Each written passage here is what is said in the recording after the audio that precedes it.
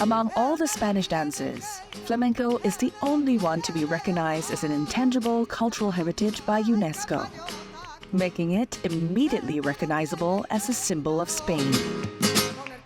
Which is why I'm surprised to find out that a Singaporean has become so well-versed in this dance that she's become one of the top arts producers in the Spanish flamenco industry.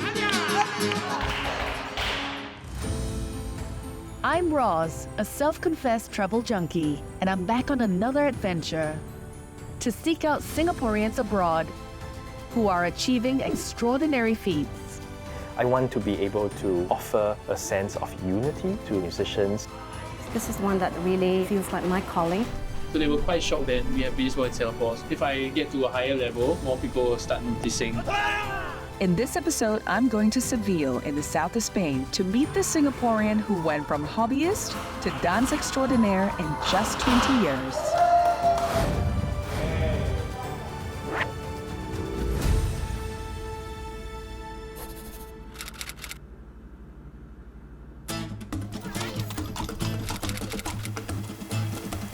This is Plaza de España, one of Spain's largest public squares.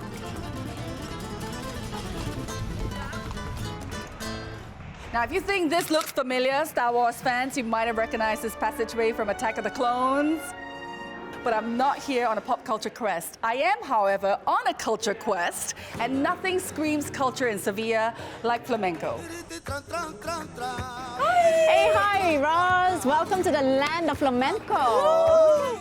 There are many forms of Spanish dance, and flamenco is one of the more popular ones because I think it's so visually arresting, so perhaps a little bit dramatic and very expressive, so that greatly appeals to people. And the music is also extremely compelling. It hits the heart right away. It's well known all around Spain, but here in the south, this is where it's, I think, greatly associated to the people. And where we are, it's Andalusia. Seville is not only the capital of Andalusia, it is also widely considered the birthplace of flamenco. So I'm just wondering, does everyone kind of like perform flamenco on some level here? Not everybody performs it, but it is very well received. You'll see it in the theaters, sometimes you see it in the streets with buskers, and you might hear it on the radio, television. In fact, can you hear a little bit of it right now? What am I hearing? Shall we go see? In public places like these, flamenco buskers are a common sight in the late afternoon, once siesta is over. And they always have their wooden boards with them to produce that distinct tapping sound with their shoes.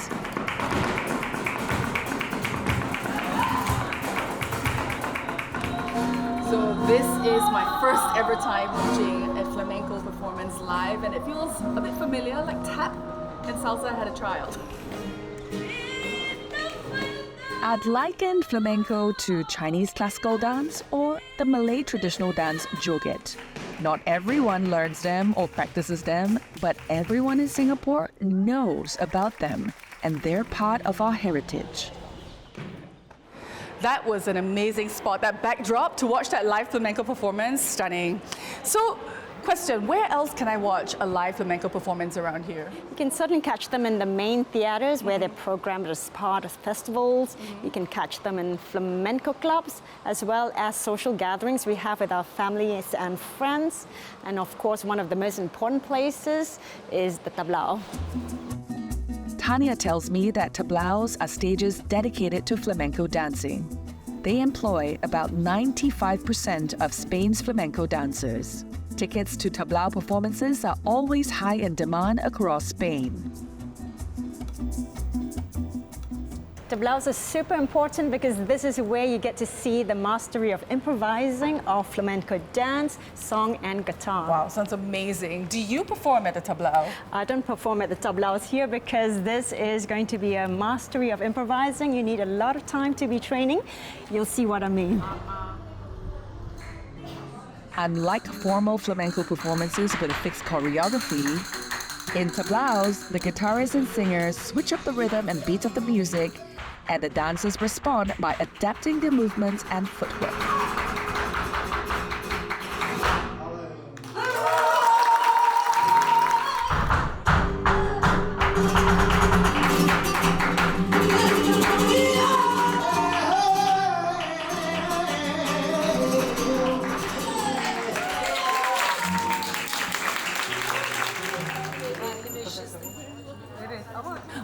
my goodness, Tania, what did I just watch? It was so mind-blowing. Wow. I mean, seriously, that footwork, that energy, and we're just right in front of the stage. Yes, up close. We saw people who are masters at their craft, flamenco performers who have mastered the art of tablao, which is like the University of Improvising. Then you're going to feel the energy and see the expression. I think that makes flamenco so compelling.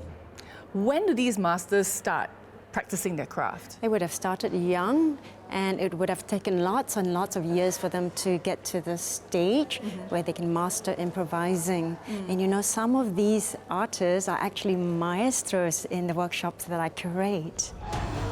For Tania, what started out as a hobby soon became a passion. But instead of heading to the stage, she decided to work from behind the scenes.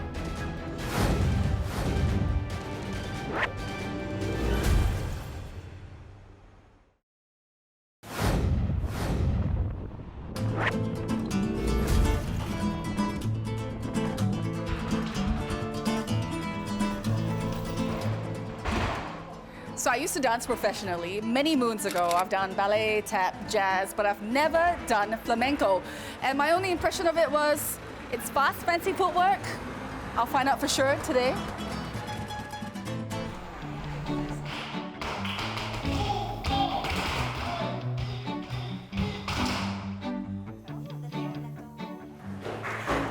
Tania's letting me sit in on the class. I hope I don't get in anyone's way. The studio looks tiny.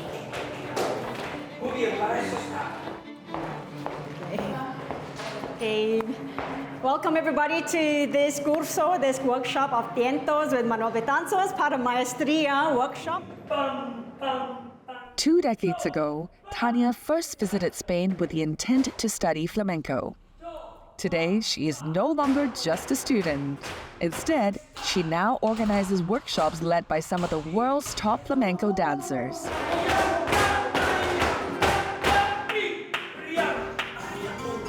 I am feeling the power and the heat in this class. It's loud. These workshops take anywhere from 6 to 9 months to organize, and this time, Tania welcomes 75 students from Spain and around the world.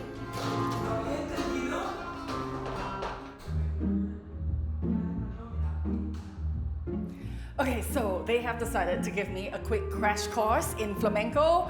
I'm scared. So here goes. Es una experiencia. It's an experience. Oh, it's yeah. Yo zero experience.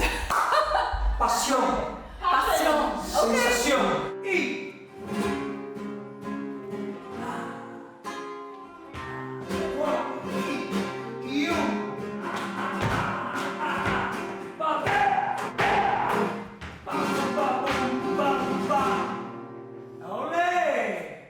muy bien.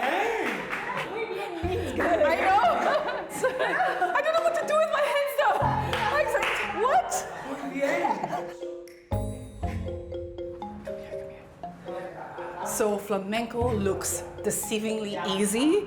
It was not easy at all. I thought, oh, I've got it nailed, you know, but I didn't know what to do with my hands. It was just flopping all over the place. I was trying so hard to keep up. Even something like standing has like a certain angle, a certain flair that I think if you're a newcomer, it's very hard to grasp style.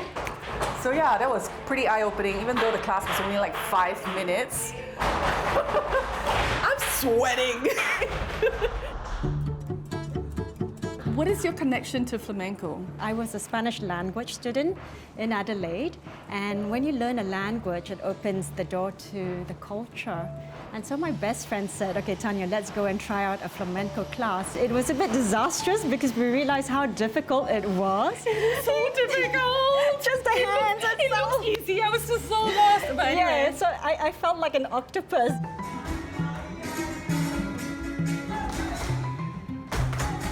At that time, it was just like a leisure student because I was very focused on my studies. So that was the beginning, you know. And I went back to Singapore first. I just concentrated on my career. It was still a leisure hobby for me once a week. But the life-changing moment for me was when I came to Seville in 2003. And coming to this atmosphere, suddenly you hear the guitar, the singing, the dance, all together holistically. And that was just an amazing, powerful experience.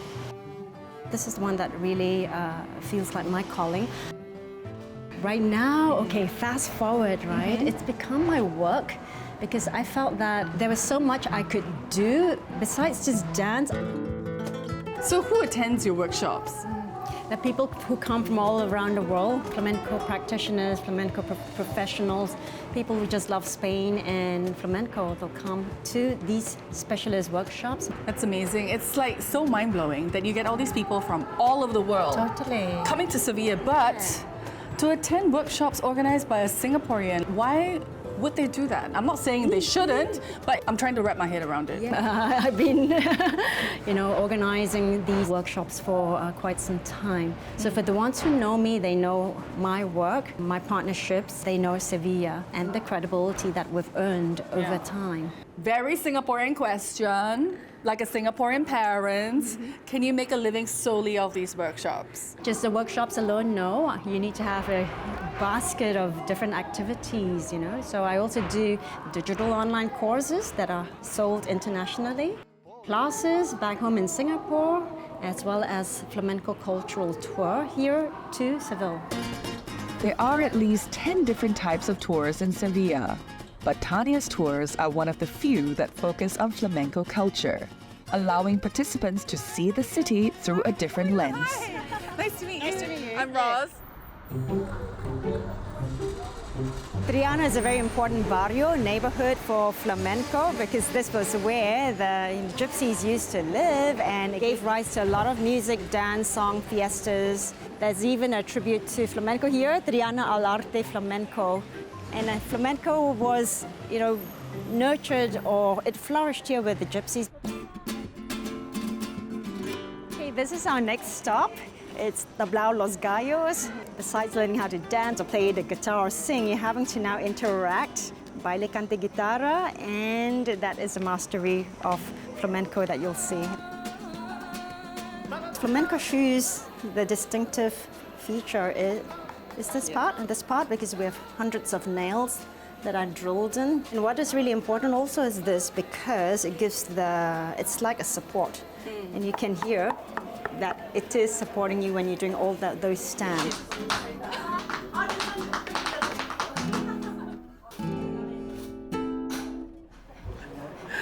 All right, so that walking tour was amazing, but I gotta be honest, I was a bit skeptical in the beginning because, a Singaporean leading a flamenco tour in Spain, but very quickly that became invisible to me. I was just so focused on the sights and sounds because Tania is so knowledgeable in the art of flamenco. Has making flamenco a business robbed the fun from flamenco?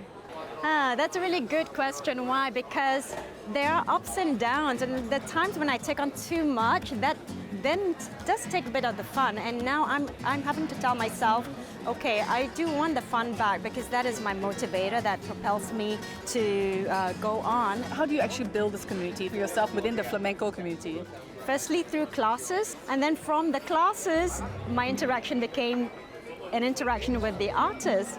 So the network that I build would not just include the students who attend my workshops, it will also be the artists, my own maestros, it would be people who are in the tablaos, for example, shoe makers, and also my dressmaker, Erica. She's a Brazilian lady, and like me, she came to Seville to study flamenco, and from there her organic path was going into dressmaking. From there, of course, flamenco is our common point to start talking, having conversations, and that's how it started. So Erica is one of my community here. Does she make all your dresses? She doesn't make all my dresses, but she makes a very fantastic attire called the bata de cola, a long tail skirt, and she's one of the few that makes it here. Yeah, so I love to go to her.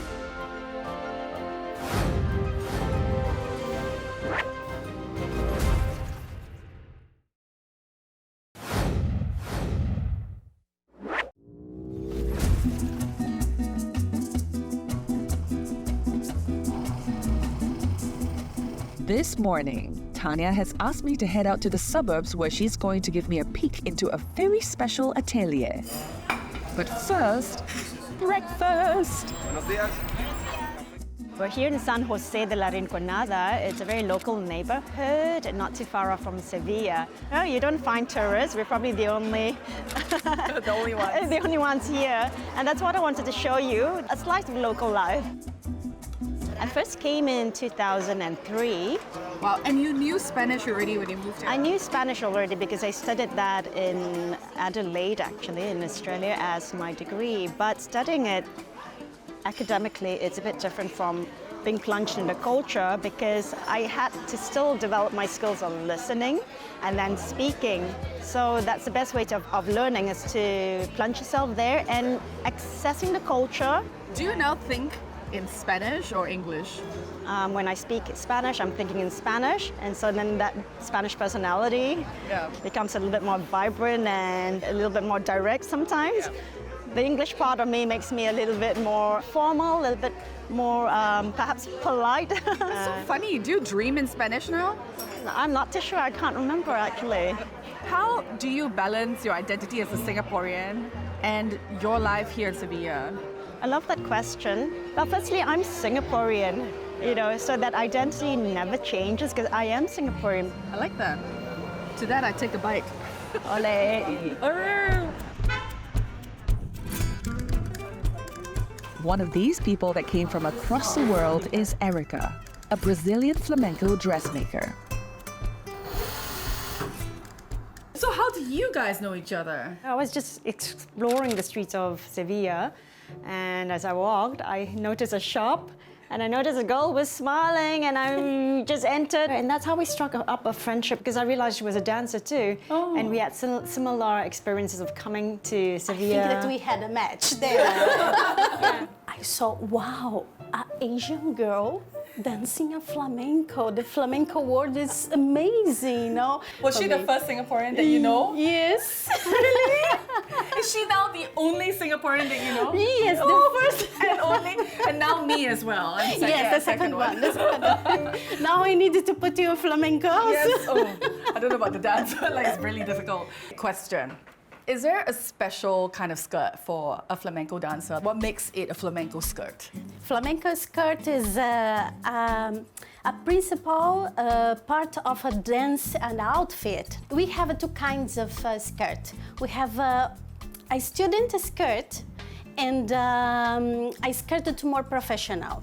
The difference, one is more lighter, and another one is more full of adornment, the ruffles. For example, this is a typical practice skirt, and without the skirt that's this broad or this having a flare effect, you wouldn't be able to pick it up properly and practice your position and your attitudes. And I also realized that Erica makes a very beautiful attire called the bata de cola. It's not this. It's not this. We're going to have a look at it. Oh my gosh, let's do it. I will show you. This is one bata de cola skirt, the long tail. Is this the most dramatic dress in flamenco? Yes, that's right. It's so dramatic. I'm just feeling it right now. It's so heavy. Would this be worn by a very highly skilled flamenco dancer? It looks beautiful, but you do need to have experience and training in order to dance in it. My first night here, I went to a tablao where I saw this fabulous flamenco dancer performing in this big red ruffled dress that I now know as the bata de cola. And I thought, wow, she moved around with so much ease. And then today, I came to Erica's atelier and I felt how heavy the dress was. I have such newfound respect for that dancer because it takes so much strength and skill to make it look that easy on stage. It's my final night here in Seville. Okay, so Tania told me it's gonna be a wild night out, but look around me, there's nothing. So I'm wondering if I got the address wrong. But then again, it could be something that's so off the beaten path that you kind of need to know someone who knows someone to bring you in. And that thought excites me, and I'm really hoping that's what it is. Peñas are small, intimate cultural associations where people can come to see flamenco performances, lectures, and exhibitions. for my first night in Seville, I went to the tablao and I watched a flamenco performance, and it felt very accessible, like going to a concert hall. Tickets are available online. But you know, being here in the peña, it feels hidden and off the beaten path. And if I had just walked past this neighborhood on my own, I wouldn't know that this amazingness exists behind closed doors. Tonight, Tania is meeting a few friends at a peña that she visits often. What is the difference between a tablao and a peña? El tablao está más enfocado en lo que es el baile. Siempre está acompañado de guitarristas y cantadores. Y la peña es como más una familia, son socios que pagan una cuota, que disfrutan de todos los espectáculos que ofrecen. So Manuel mentioned that a peña is a members-only space. So how do you get in? It is usually for members, but as part of the flamenco community, that's how I actually got a space here for myself and my guests. And if I was not a member, I'm a tourist, how do I get in? You would have to queue outside the door, and if you struck the lottery, you could get a ticket to come in. So is this your first time in a peña? No, it's not my first time in a peña. I come here as much as I can. For me, it has a much more local feel and experience to it, so I try to come and line up as well and get in if I'm lucky.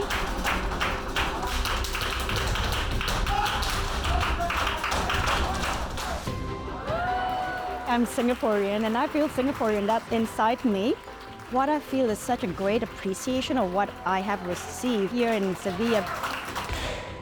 When we are immersed in a culture, you're absorbing everything from that culture, that place, from that people, and it becomes part of you too. There isn't any separation. It's just more natural that way. There's no separation. It all becomes part of you.